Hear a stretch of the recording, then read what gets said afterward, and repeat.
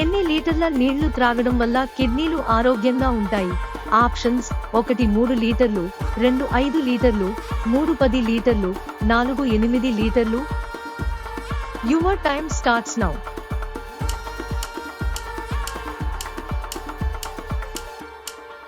సరైన సమాధానం 5 లీటర్లు. నిద్ర లేవగానే ఏం త్రాగితే కిడ్నీలో రాళ్లు కరిగిపోతాయి? ఆప్షన్స్: 1 మంచి నీళ్లు, 2 నిమ్మరసం, 3 తేనె, 4 చెరకు రసం. Your time starts now.